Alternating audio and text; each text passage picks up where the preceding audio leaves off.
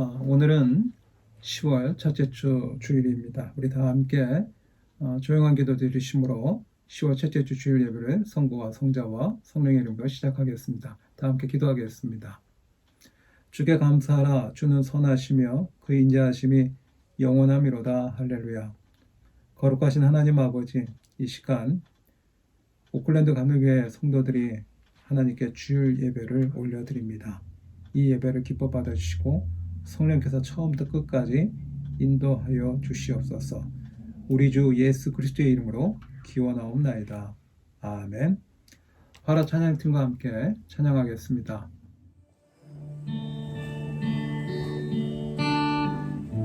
나 무엇과도 주님, 나 무엇과도 주님을 바꾸지 않으리.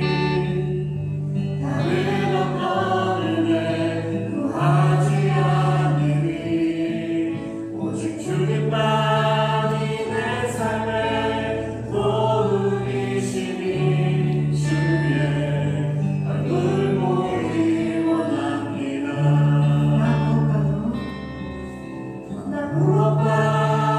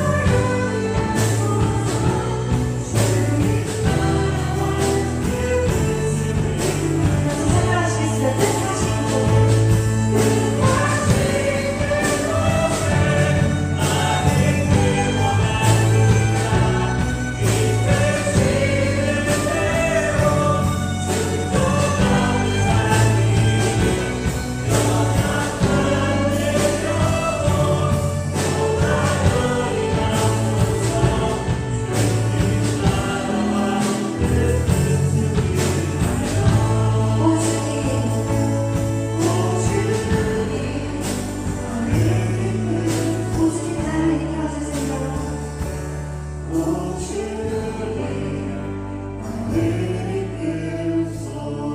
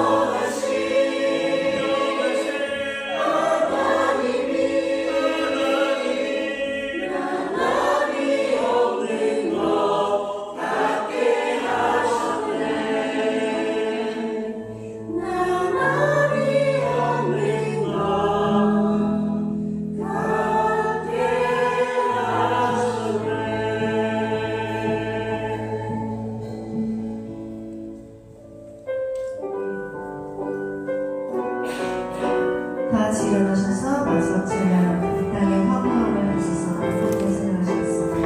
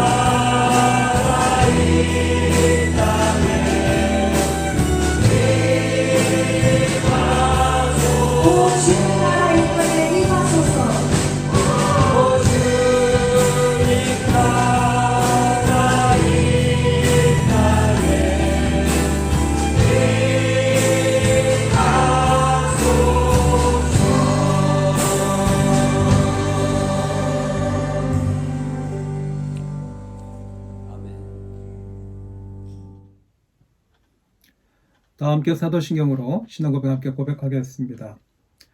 전능하사 천지를 만드신 하나님 아버지를 내가 믿사오며 그 외아들 우리 주 예수 그리스도를 믿사오니 이는 성령으로 잉태하사 동정녀 마리아에게 나시고 본디오 빌라도에게 고난을 받으사 십자가에 못 박혀 죽으시고 장사한 지 사흘 만에 죽은 자 가운데서 다시 살아나시며 하늘에 오르사 전능하신 하나님 우편에 앉아 계시다가 저려서 산자와 죽은 자를 심판하러 오시리라. 성령을 믿사오며 거룩한 공예와 성도가 서로 교통하는 것과 죄를 사해 주시는 것과 몸이 다시 사는 것과 영원히 사는 것을 믿사옵나이다. 아멘. 이 시간 우리 다 함께 기도하겠습니다. 선하신 하나님 아버지, 하나님의 인자하심이 가득한 이 거룩한 주일 아침에 주님을 찬양합니다. 지난 한 주간 동안 저희들을 지켜주셔서 감사합니다. 저희들에게 새로운 한 달 10월을 열어주시고 오늘 첫째 주일을 맞아 하나님 앞에 예배자로 서게 해주시니 감사합니다. 교회에서 예배를 드리든 온라인으로 예배를 드리든 어느 곳에서 예배를 드리든 간에 예배를 드리는 우리의 마음과 자세가 흐트러지지 않게 하시고 예배 정신이 살아있는 자로 예배 승리자가 될 수 있도록 성령께서 인도해 주시옵소서. 하나님께 기도합니다. 락다운 생활로 시간을 보내며 지치고 힘들어하는 우리 교인들을 위로하여 주시고 하나님만이 주실 수 있는 하늘의 평안을 누리게 하여 주시옵소서. 오늘도 보이지 않는 우리의 영적인 모든 싸움 가운데 주님이 함께 하시니 감사합니다. 때로 싸움인지도 모르고 사는 나태함이 있다면 깨닫게 해 주시옵소서. 오늘도 선포되는 말씀을 통하여 주님께서 원하시는 길을 잘 선택하며 살게 하여 주시고 영적인 싸움을 우리와 같이 싸우시는 하나님 아버지, 주님의 보이지 않는 도움의 손길을 보는 눈을 주시옵소서. 우리 영적인 눈을 열어 하나님의 도움을 바라보기를 소원합니다. 매 순간 주님께서 우리와 함께 하심을 바라봄으로 이 세상을 담대하게 나아가게 인도하여 주시옵소서. 만나지 못하는 그리운 교우들과 사람들을 이 시간 사랑의 눈으로 바라보게 하여 주시고 오늘 예배 드림으로 영적인 만나를 공급받고 한 주간 힘차게 살도록 성령님 도와주시옵소서. 이 모든 말씀 예수님의 이름으로 기도하옵나이다. 아멘. 오늘 우리에게 주시는 하나님의 말씀은 시편 1편 1절부터 6절까지 말씀을 조순주 집사님께서 봉독해 주시겠고 이어서 마리아 여성교회 모든 능력과 모든 권세라는 찬양으로 하나님께 영광 올려드리겠습니다. 오늘 우리에게 주신 하나님의 말씀은 시편 1편 1절부터 6절까지입니다.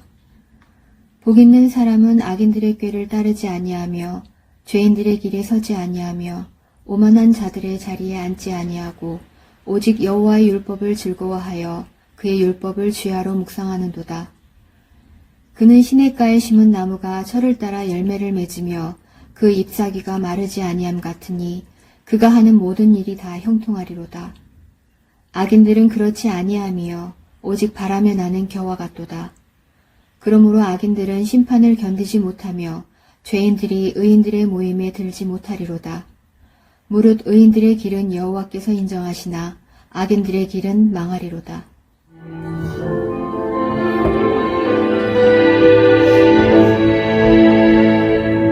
모든 능력과 모든 권세 모든 것 위에 뛰어나신 주님 세상이 증량할 수 없는 지혜로 모든 만물 창조하셨네. 모든 나라 모든 보좌 이 세상 모든 경이로운 이 세상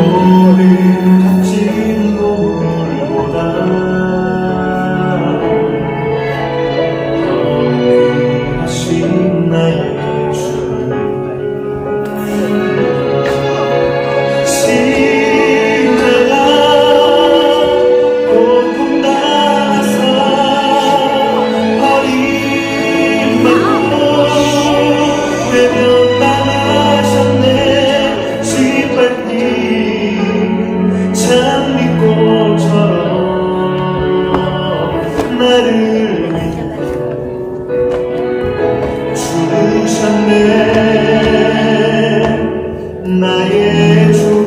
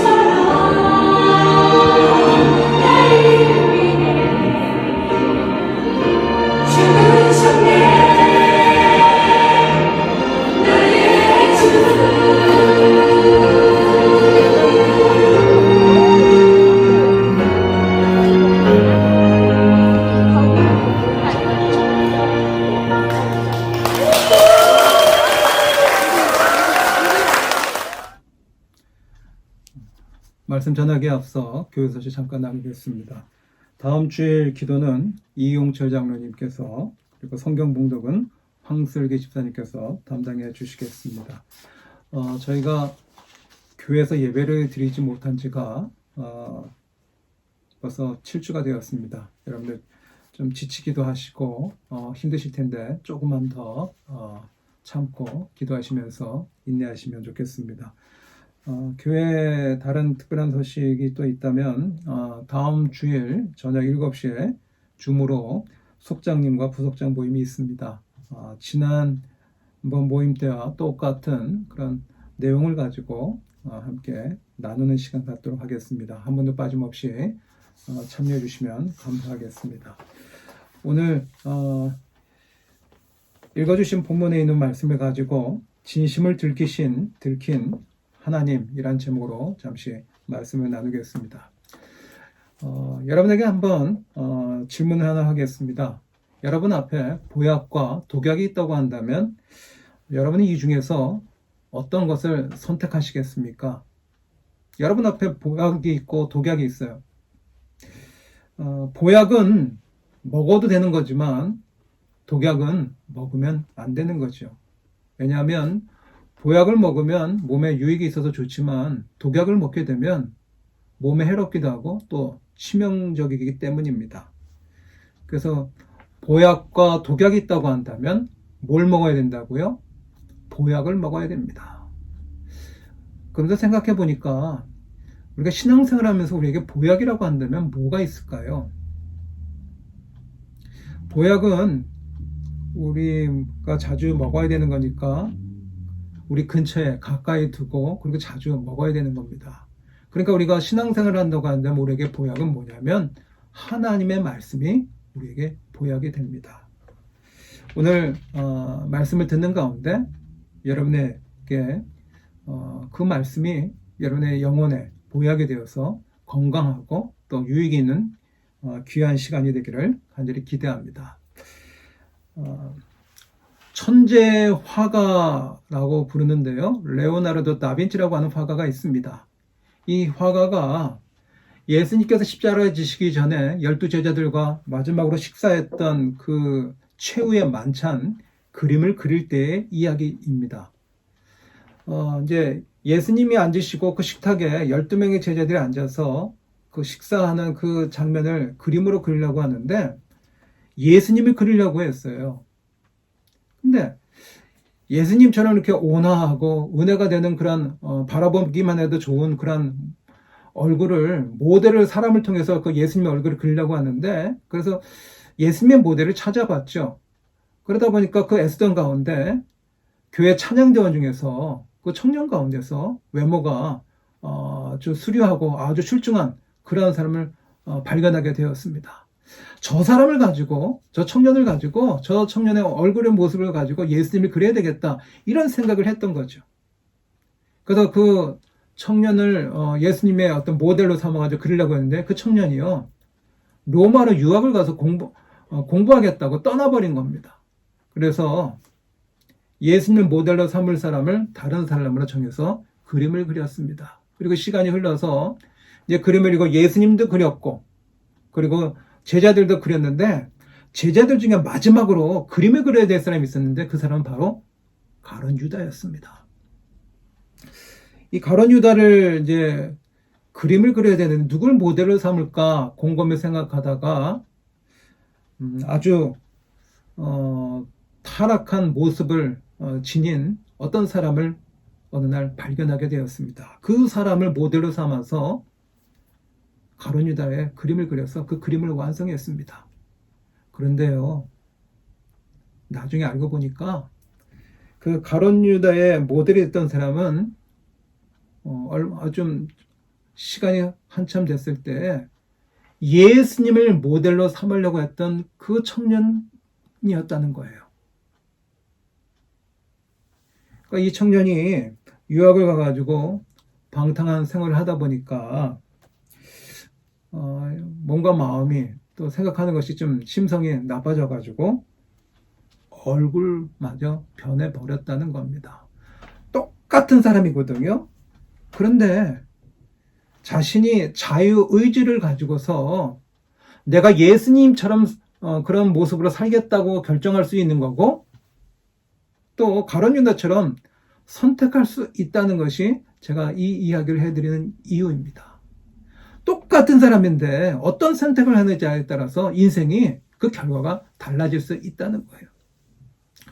우리가 성경에 보면 예수님을 배반한 사람 대표적인 사람이 있다고 한다면 가룟 유다하고요. 그리고 베드로를 들 수가 있습니다. 우리가 잘 아는 것처럼 가룟 유다는 예수님의 제자였는데 돈주머니를 맡았던 사람입니다. 그러니까 예수님의 제자들 가운데 지금으로 따지면 어카운팅을 한다고 그럴까요? 회계의 역할을 맡았던 사람이죠.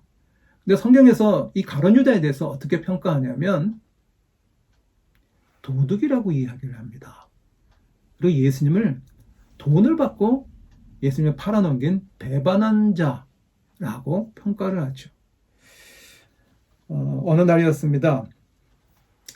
예수님께서 베단이라고 하는 그 지역으로 가셨어요. 왜 가셨느냐 하면 죽은 나사로를 살렸던 곳이 바로 거기거든요. 그런데 나사로가 죽었다가 살아나니까 동네 사람들과 함께 잔치를 여는 겁니다. 그래서 예수님도 초청을 받으셨나 봅니다. 그래서 예수님이 그 집에 가서 잔치를 함께 이렇게 시간을 보내면서 즐기고 있는데 마리아라고 하는 여인이요.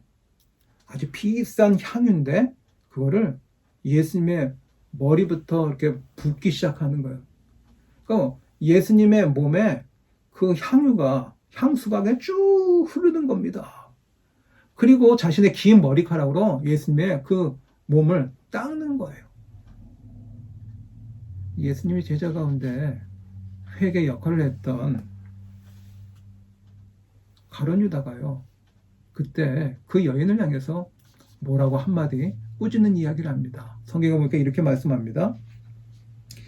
이 향유를 어찌하여 300데나리온에 팔아 가난한 자들에게 주지 아니하였느냐. 굉장히 가난한 자들에 대해서 관심이 많았던 것처럼 보여집니다. 그런데 그 다음 성경은 이렇게 말씀하죠. 이렇게 말하면 가난한 자들을 생각함이 아니요. 그러니까 가난한 자들을 생각해서 이렇게 얘기를 하는 것이 가룟 유다의 본심이 아니라는 거예요. 그 다음 내용을 보니까 이렇게 말씀합니다. 그는 도둑이라. 돈꾀를 맞고 거기에 넣은 것을 훔쳐 가민이라. 예수님이 12제자 가운데 가룟 유다는 회개의 일을 맡았는데 그는 얼마나 자주 그랬는지 모르지만 돈이 들어오면 그거를 자기의 주머니에 넣는 거, 우리가 뭐 편한 얘기는 삥땅한다고 그러죠. 이런 일을 했다는 사람입니다. 그런 그가 예수님을 팔아넘깁니다. 돈 받고 예수님을 팔아넘겨요. 왜 예수님을 팔아넘겼을까요? 저는 이제 가룟 유다의 입장에 서서 왜 예수님을 돈 받고 팔았을까? 당시의 종교 지도자들에게 왜 예수님을 은 30냥을 바꿔서 팔았을까? 곰곰이 생각해 봅니다. 왜 팔았을까요? 예수님은 자꾸 십자가를 지시겠다고 얘기하시고요. 그리고 또 뭐라고 그러시냐면 내가 죽을 것이다. 이런 이야기를 하시는 거예요. 그러니까 예수님을 졸려 따라다녔던 제자였던 가룟 유다는요. 예수님을 이렇게 계속 따라다니면 내 인생에 별 볼일 없겠네. 이런 생각이 드는 거예요. 그러니까 어떡합니까? 개인적인 그런 욕심을 가지고 그러면 조금이라도 내가 돈을 챙기는 것이 내가 유익하겠다. 이런 생각이 들었던 겁니다. 성경에 보면 요한복음 13장에서 이렇게 말씀합니다. 마귀가 벌써 가룟 유다의 마음에 예수를 팔려는 생각을 넣었더라. 마귀는요, 우리에게 유혹할 수 있는 건수를만 건네줘요. 근데 그거 딱 낚아채가지고 죄를 짓는 건 누가 하는 거냐? 사람이 하는 거예요. 가룟 유다가 마귀가 예수님을 팔 생각을 자신의 머릿속에 집어넣을 때 그걸 거절할 수 있고 거부할 수도 있었거든요. 그런데 가룟 유다는 안타깝게도 그 유혹에 넘어갔다고 합니다. 그래서 가룟 유다는요, 돈에 눈이 멀어서 스승인 예수님을 팔아넘겼습니다. 그러면서 이런 생각을 했겠죠. 예수님의 종교지도들에게 자신이 돈을 받고 팔아넘겼으니까 그 종교 지도자에게 좋지 않은 얘기도 듣고 또 몸에 채찍을 맞기도 하고 고문도 좀 당할 거로 생각했습니다. 그리고 나서 좀 시간이 지나고 나서 풀려나지 않을까? 좀 어렵긴 하겠지만 힘들긴 하겠지만 잘 감당하다 보면 언젠가는 적당히 풀려나기를 기대했습니다. 그런데 이게 웬일이죠? 예수님이 안식일을 범하고 그래서 괘씸죄에 걸려가지고 종교법에 의해서 잘못했기 때문에 좀 어려운 일을 당할 줄만 생각했는데 이게 바뀌었어요. 로마를 향해서 정권을 뒤집어 엎고 혁명을 일으키시는 그런 정치범으로 죄목이 바뀌어서 십자가형에 처하는 사형, 선고를 받게 되었던 겁니다.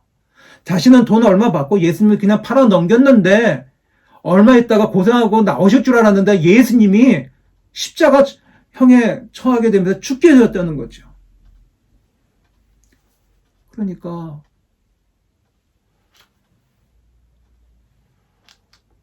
이 가룟 유다는요, 양심에 가책이 생긴 거예요. 그래서 어떡합니까? 괴로우니까 은 30냥을 도로 자신에게 줬던 그 종교 지도자에게 주려고 하는 겁니다. 성경이 이렇게 말씀합니다. 그때 예수를 판 자가 그의 정죄함을 보고 예수님을 사형 선고에 가서 죄목을 가지고 이렇게 심판했다는 거죠. 그래서 스스로 뉘우쳐 양심에 찔려가지고 이야기하는 거예요. 그 은 30을 대제사장들과 장로들에게 도로 갖다 주며 이르되 내가 무죄한 피를 팔고, 무죄한 피를 팔았다고 하는 얘기는 예수님 죄가 없으신 분인데 그 예수님을 당신들에게 넘겼는데 그분은 죄가 없으신 분이라는 거예요. 그러면서 뭐라고 하냐면 죄를 범하였도다 하니, 내가 실수했다, 내가 잘못했다, 내가 죄를 지었다는 거예요. 죄가 없는 예수님을 당신에게 팔고 이런 일을 한 것은 내가 잘못한 일이다, 이렇게 이야기하는 겁니다. 그러니까 그들이 이르되 그것이 우리에게 무슨 상관이냐? 내가 당하라 하거늘. 예수님을 풀어달라고 이야기합니다. 그리고 이 돈을 줄 테니까 물러달라. 옛날 일로 돌아가자. 예수님을 붙잡지 말고 돈을 주자. 다시 돌려주니까 없었던 일로 하자. 이렇게 얘기하면서 예수님은 꺼내달라. 이런 얘기가 예전처럼 해달라는 겁니다.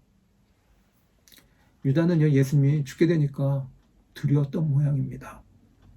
그런데 이 가룟 유다가 돈을 주면서 물러달라고 그러니까 거절을 해요. 그러니까 그 다음에 뭐라고 그러냐면 이건 네가 잘못한 건데 우리가 왜 책임을 져야 되냐? 우리하고 상관없다. 알 바 아니다. 라고 가룟 유다를 내칩니다. 그리고 나서 가룟 유다는 은 30냥을 성소에다가 던지면서요. 양심의 가책을 못 이겨서 목을 매달려서 죽었다고 합니다. 자살했다는 말씀이 있죠. 그런데 성경에 보면 예수님을 배반한 사람은 가룟 유다는 한 번만 배반했거든요. 가룟 유다보다 더 예수님 앞에서 면목이 없을 사람은 누구냐면 베드로예요. 예수님 앞에만 서기만 하면 새 가슴이 되고요. 예수님 앞에만 가기만 하면 면목이 없는 쥐구멍을 찾아야 될 사람이 있는데 그 사람은 바로 베드로였어요.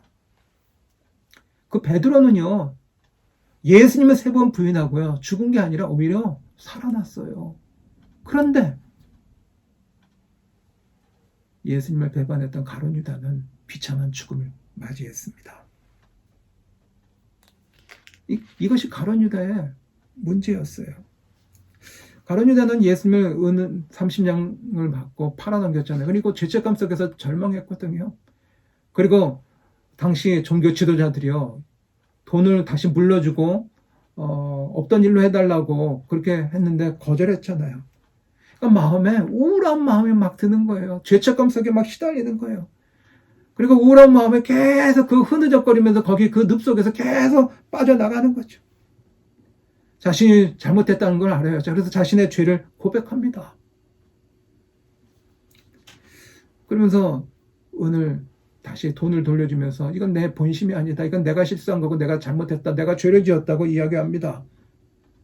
그런데 그들이 거절하니까 마음속에서 자책하는 그 마음이 계속 생기는 겁니다. 우리가 살다 보면 실수할 때도 있고 잘못해서 절망이 되고 낙심이 되고 그냥 흐느적거리고 힘들 때가 있어요. 그러면 우리 믿는 사람들은 이렇게 하잖아요. 아무것도 염려하지 말고 모든 일에 기도와 간구로 너희 구할 것을 감사함으로 하나님께 아뢰라. 그리하면 모든 지각에 뛰어난 평강이 그리스도 예수 안에서 너의 마음과 생각을 지키시리라. 하나님께 도움을 구하고 하나님께 용서를 구하잖아요. 그런데 가룟 유다의 문제는 바로 이거였어요. 내가 예수님을 팔아넘겼는데 예수님 죽게 되니까 그 죄책감과 우울한 마음이 생기다 보니까 어떡합니까? 그 자책하는 마음에 깊어지니까 자기가 자기의 문제를 스스로 해결하려고 했어요. 어떻게 해요? 자신이 죽음으로, 자살함으로 문제를 해결하려 했다고요. 성경에 보면 예수님은 제자로 가룟 유다를 부를 때부터 처음부터 끝까지 가룟 유다에게 자유를 주셨어요. 그래서 예수님을 따라다니면서 예수님에게 말씀을 배울 때 돈을 훔칠 수 있고 훔치지 않을 수 있었는데 그때도 돈을 훔치도록 자유를 주셨다고요. 안 훔칠 수도 있었거든요. 근데 가룟 유다는 훔치는 선택을 했어요. 예수님을 배반할 수도 있고 배반하지 않을 수도 있었어요. 그런데 가룟 유다는 예수님을 배반하는 걸 자유롭게 선택했죠. 그리고요, 자신이 살 수도 있고 죽을 수도 있었는데 자기는 어떻게 했느냐? 자신의 자유의지를 가지고 자살을 하기로 선택했다는 거예요. 그런데 베드로는 예수님을 3번이나 부인했는데 자살하는 걸 선택하지 않았거든요. 베드로는 가룟 유다하고 달랐어요. 예수님께서 새벽에 닭이 울기 전에 너는 나를 3번이나 부인할 것이다 라고 말씀해 주셨죠. 그럴 때 베드로가 뭐라고 반응합니까? 아이고 목사님, 예수님 걱정하지 마세요. 천하에 다른 사람은 예수님을 배반할지 모르지만 나는 절대로 아닙니다. 이렇게 호언장담했던 게 바로 베드로였습니다. 그런데 그가 예수님이 붙잡혀 가시고 그럴 때 예수님이 3번이나 부인했잖아요. 그리고 나서 얼마나 통곡하면서 자신은 예수님을 배반한 것에 대해서 얼마나 안타깝게 여겼는지 몰라요. 그리고 크게 뉘우쳤죠. 그리고 나서 부활하신 예수님께서 베드로에게 나타나셨습니다. 그랬을 때 베드로가요, 얼마나 예수님 바라보기가 민망했을까요? 자신이 예수님을 그렇게 부인한 것이라고 얘기해 주시는데 절대로 그런 일은 없을 거라고 했는데 예수님을 부인했잖아요. 그때 예수님이, 부활하신 예수님이 베드로에게 뭐라고 말씀하십니까? 너 나 사랑하니? 베드로가 그 얘기를 들었을 때 얼마나 민망했을까요? 왜 그러세요, 예수님? 내가 3번이나 부인하면서 예수님 실망시켰는데 사랑하지요? 너 나 사랑하니? 그런 질문을 3번이나 합니다. 그러면서 뭐라 그러죠? 내 양을 먹이라. 내 양을 치라고 말씀해 주셨어요. 이게 무슨 얘기죠? 너 나 3번이나 부인했지. 그 죄에 대해서 심판하시는 말씀이 아니라 너가 실수했지만 나는 너를 용서해 준다. 그리고 다시 너에게 기회를 주겠다라고 하는 것이 바로 이 말씀이었습니다. 이후에 베드로는 변화된 사람이 되었어요. 그래서요, 사도행전 3장에 보시면 성전 미문에서 사람들에게 구걸을 하던 사람을 어떻게 합니까? 베드로와 요한이 그에게 다가와서 내게는 음과 금이 없거니와 주 예수 그리스도의 이름으로 일어나 걸으시오 하면서 평생 주님을 위해서 살았습니다. 정말로 은혜 받은 사람은 어떻게 살아가느냐? 로마서 12장 1절에 있는 말씀처럼 그러므로 형제들아 하나님의 모든 자비하심으로 너희를 권하노니 너희 몸을 하나님께 드리는 거룩한 산제물로 드리라. 이런 삶을 살았어요. 그러니까 자에게는, 베드로에게는 자유를 선택할 수 있어. 이것도 하고 저것도 할 수 있는데 그 자유를 예수님께 다 맡겨버리고요, 하나님의 처분하시는 대로 순종하며 살았다는 거예요. 그러면서 이 베드로는 실수하고 예수님을 3번이나 부인했지만 자기에게 다시 한번 사랑을 주시고 다시 한번 기회를 주시는 자비로우신 주님을 바라보면서 그는, 주님이 십자가에 처형을 당하셨지만 베드로는요, 하나님의 처분대로 자신의 자유가 있지만 모든 것을 하나님께 맡기면서 십자가형을 거꾸로 당하는 그 고통 속에서도 하나님께 순종하면서 순교했던 제자였습니다.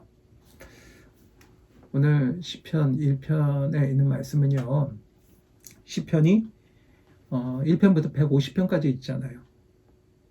근데 복 있는 사람으로 시작합니다. 이게 시편 1편부터 150편의 주제입니다. 여러분, 시편 1편에 복 있는 사람으로 시작해요. 이게 하나님의 마음이에요. 이게 하나님의 진심이에요. 복 있는 사람으로 저와 여러분이 살기를 원하시는 것이 하나님의 진심이 가득한 마음이거든요. 그런데 우리가 성경을 보면 우리는 복 있는 사람이 되길 원하지만 죄인이잖아요. 로마서 3장 23절에 뭐라고 말씀합니까?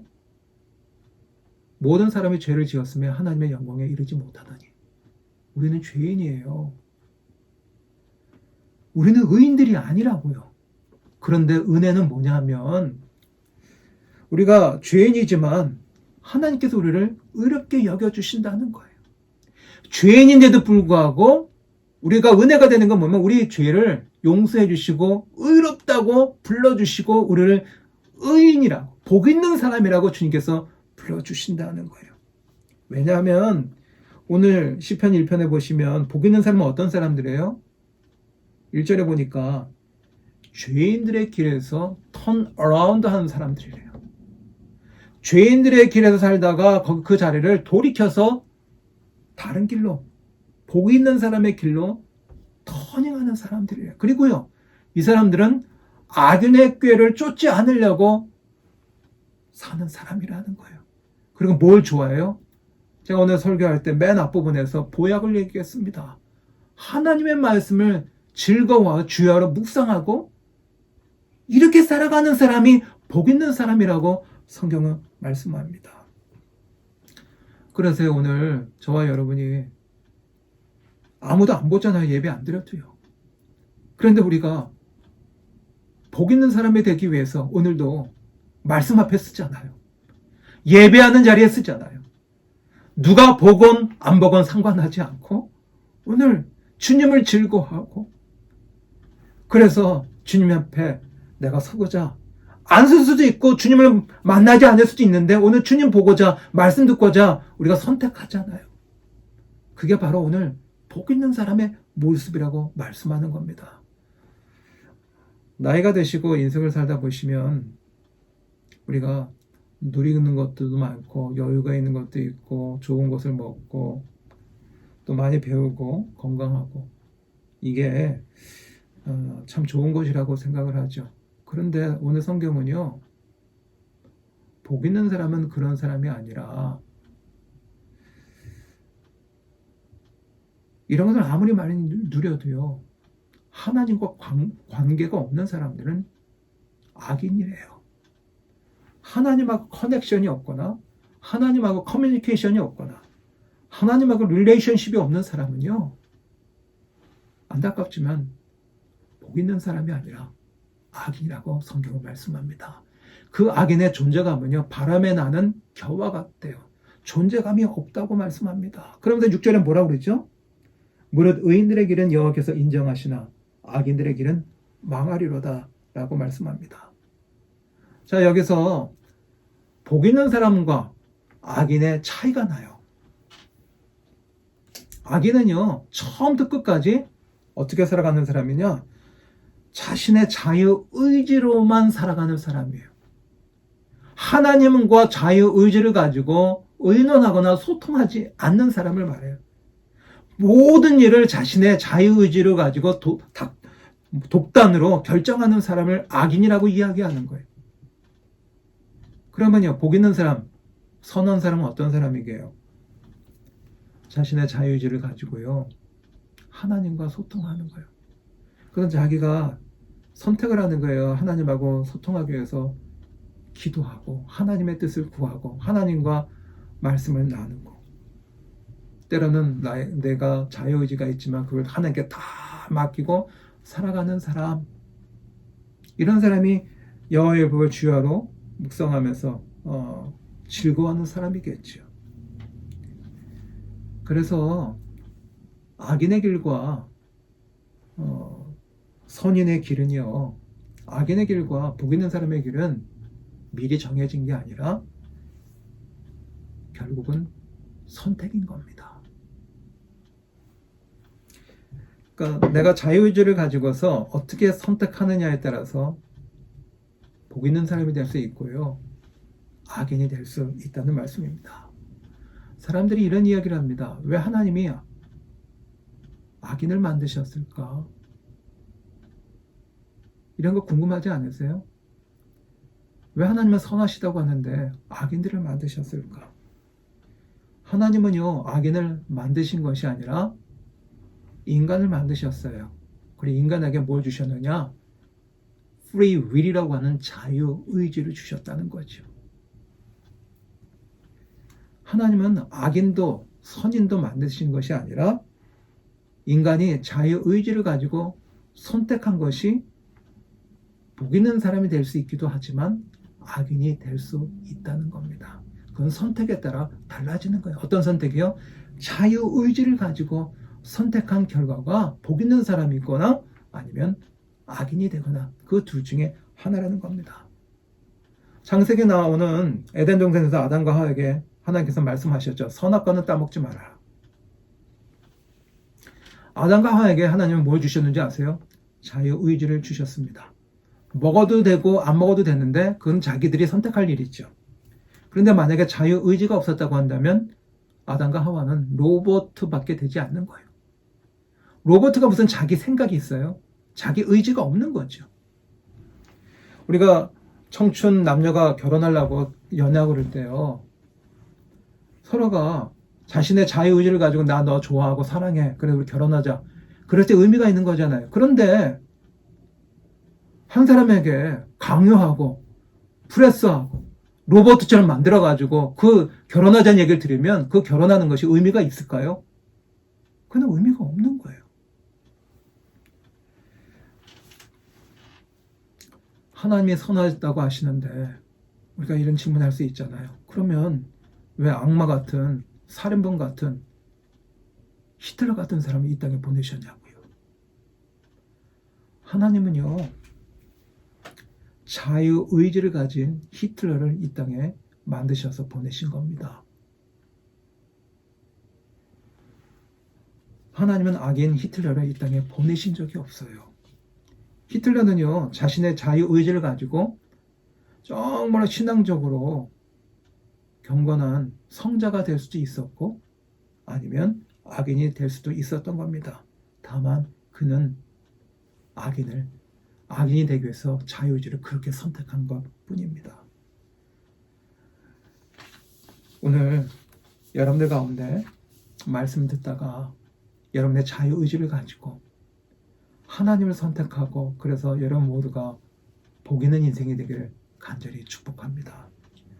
오늘 말씀 보면서요, 저는 복 있는 사람은 이 말씀을 계속해서 반복해서 읽었어요. 그러면서 깨닫는 게 뭐냐면 하나님이 우리를 향한 그 진심은 뭐냐? 저와 여러분이 자유의지를 우리에게 하나님께서 우리에게 주셨는데 그것을 뭘 선택하느냐? 악인의 길을 선택하지 않고 말씀을 선택하고 보약을 선택하고 그래서 죄인의 길에서 갔다고 한다면 턴 어라운드하고 사단에게 유혹에 휩싸였다고 하는 그 길에서 벗어나기를 선택하기를 하나님은 간절히 원하신다는 거예요. 이게 복 있는 인생이라는 거죠. 오늘 말씀을 보면서 가룟 유다의 죽음을 보시면서 여러분들은 뭘 생각하세요? 가룟 유다는요, 예수님인 진짜를 봤는데요, 그 진짜를 정말로 보지 못하고요, 가짜에 현혹이 되어서 가짜의 욕심을 부리다가 그 인생은 비참한 인생으로 끝났습니다. 그는 계산이 빠른 사람이잖아요. 계산기를 두들기다 보니까 계산기를 두들기면서 그의 눈이 어두워가지고요, 자기 꾀에 자기가 빠지는, 자기 꾀에 넘어가는 그런 어처없는 인생의 결과를 맞이하게 되었습니다. 그는 예수님을 팔아넘기려고 은 30냥을 자기 손에 취했어요. 그걸 얻으려다가 아주 큰 것을 놓치게 되었죠. 예수님과 함께 살아가면서 예수님에게 죄를 고백하고 예수님에게 회개하고 예수님에게 죄의 사함을 받고 영원 구원을 받아야 될 그가 고작 은 30냥에 그의 인생이 비참해지는 결과를 맞이하게 되었잖아요. 그런데 예수님은요, 오늘 말씀 보면서 베드로를 보세요. 정말로 베드로는 예수님을 볼 면목이 없는 사람입니다. 그 면목이 없는 베드로가요, 자신이 실수했고 잘못했는데 그거를 예수님이 어떻게 해주셨어요? 기회를 주고 안아주시고 용서해 주시잖아요. 얼마나 자책을 했겠어요? 얼마나 우울한 마음이 있었겠냐고요. 그 자책감 속에서 흐느끼고 거기서 계속 늪처럼 빠져나오지 못할 때 베드로가 볼 수 있었던 건 뭐냐? 자기를 용서해 주시는 예수님. 자기에게 예수님을 3번이나 부인했기 때문에 벌을 내줄 줄 알았는데 그 예수님은 자기를 용서해 주시고 사랑해 주시는 그 예수님을 바라볼 수 있는 은혜를 받았잖아요. 오늘 말씀 정리하겠습니다. 복 있는 사람이 되기를 하나님 우리에게 간절히 원하십니다. 왜 그럴까요? 그게 하나님의 사랑이에요.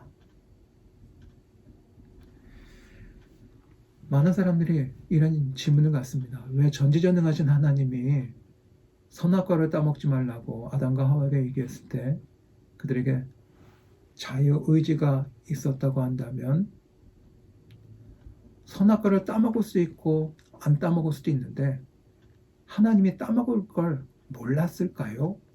이런 이야기를 합니다. 여기에 하나님의 사랑의 크기가 보이죠. 여러분, 내가 누군가를 사랑하면 그 사람을 강요하고 프레스하고 옥죄가지고 독차지하려는 게 아니라 정말로 사랑에 나오면 그 사람이 나를 선택하든 안 하든 정말로 그거를 품어줄 수 있고 큰 그릇이 돼야 되잖아요. 설령 하나님이 따먹지 말라고 하는 그 선악과를 자유의지를 가지고 떠먹을지라도 그 위험성을 감수하시고 하나님은 그거를 오픈해 주시는 게 이게 하나님의 사랑이에요. 하나님은요, 출애굽기 보시면 사람들이 밥에 떫싸고 하나님에게 맘먹고 하나님에게 반항을 합니다. 반항할 수도 있고 하나님에게 순종할 수 있잖아요. 그걸 하나님 모르실까요? 그들이 그렇게 나올 줄도 아시면서도 하나님은요, 인간에게 주셨던 자유의지를 철회하지 않고 그대로 놔두세요. 그만큼 사랑이 크신 분이라. 그리고요, 우리가 세상에서 안타깝고 힘든 일이 생기면 어떻게 유대인들이 수백만 명이 그렇게 히틀러에 의해서 학살을 당할 수가 있어요? 정말로 하나님은 살아계신 거예요? 뭐 이런 이야기를 할 수 있잖아요. 그래서 모든 악행에 대해서 책임은 다 하나님에게 화살을 돌리잖아요. 그런 욕까지도 다 수용하시면서 하나님은 인간에게 뭘 주셨느냐? 자유의지를 주셨다는 거예요. 이만큼 광대하고 넓고 깊은 인간을 향한 사랑을 가지신 하나님은 오늘 말씀 통해서 복 있는 사람은 저와 여러분이 자유의지를 가지고 악한 인생의 길을 갈 수도 있고 복 있는 사람의 인생을 갈 수도 있는데 그 하나님은 사랑이 많으셔서 우리에게 자유의지를 주시고 우리가 하나님을 선택할 수 있도록 긴대하시고 인내하시는 그 넓고 크신 하나님의 사랑, 그것이 복 있는 사람이라고 하는 그 말씀 속에 담겨 있는 겁니다. 오늘 하나님의 사랑은 뭐라고 말씀하십니까? 복 있는 사람들아 다 내게로 오라. 내가 너희들이 지쳐있고 너희들이 실수했고 절망했고 죄를 지었는데 내가 너희들 용서해 주마. 그리고 너희들을 다 들어주실 것이라고 하는 그 하나님의 사랑이 이 복 있는 사람, 그 말씀 속에 보약처럼 우리에게 들려지는 은혜가 있기를 예수님의 이름으로 간절히 축복합니다. 오늘 주신 말씀 생각하면서 예배를 드리신 헌금에 대해서 봉헌 기도와 축도함으로 예배를 마치겠습니다. 사랑의 하나님 아버지 감사합니다. 하나님은 얼마나 아프셨습니까?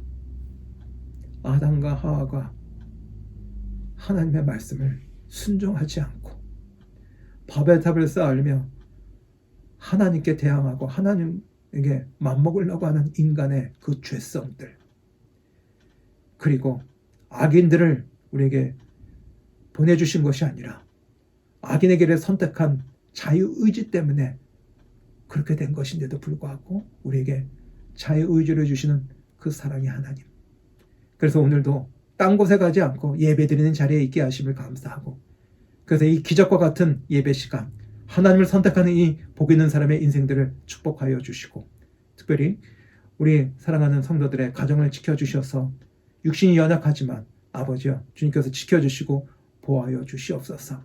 우리 교우들 가정 가운데 부모님이 불편하시고 육신이 연약하여 신음하는 부모님들이 계십니다. 하나님 염려되지 않게 인도하여 주시고 부모님들을 주님께 맡기고 주님께서 치유하여 주시고 마음의 평안을 덧입혀 주시옵소서.